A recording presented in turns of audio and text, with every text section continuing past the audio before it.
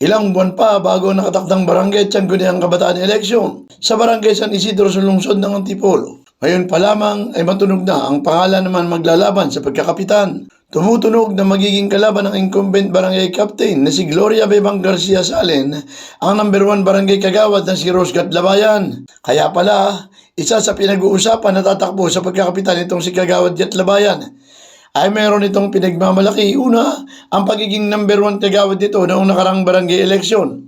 At higit sa lahat, nanggaling ito sa pamilya ng magagaling na politiko. Apo pala ito ng kasalukuyang vice-gobernador ng Rizal na si Kapining Gatlabayan, ang may bahay ni dating Mayor Lito Gatlabayan na matagal ding nanilbihan bilang alkalde at kongresista ng lungsod ng Antipolo.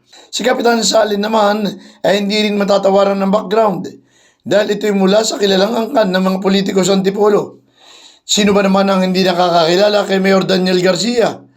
Dagdag pa na itong sina Kapitan Garcia Salen ay 35 taon na rin nagpapalit-palit lamang sa pamumuno sa San Isidro, ang Garcia at Salen. Kaya lang, kahit sabihin pa na maganda ang background nitong si Rose Gatlabayan, ayon sa ilang residente ng San Isidro, may tulog daw ito kay Salen. Kung ang dahilan, halos hindi naman daw makikita ang kanyang mga kabarangay itong si Gatlabayan. Kahit paraw sabihin na nag-number 1 ito sa pagkakagawad, pero iba naman ang laban sa pagkakapitan. Hindi rin umano dapat manaya o magkampante itong si Gatlabayan dahil nanguna nga ito sa pagkakagawad o dahil kilalang angkan. Dapat daw ngayon pa lamang ay umikot na ito sa mga barangay.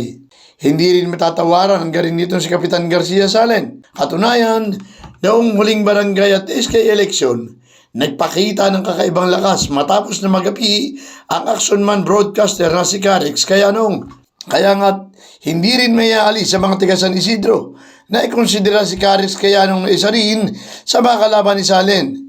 Paano ba naman? Balita na panay na rin ang ikot nito sa mga sityo. Kung mangyayari na magkakatatlo maglalaban, magandang tsansa ito para sa mga taga San Isidro para muling mangarap ng pagbabago. Felix Tambongco, The Observer News, DWRB 103.9 News FM. Ikaw ang una.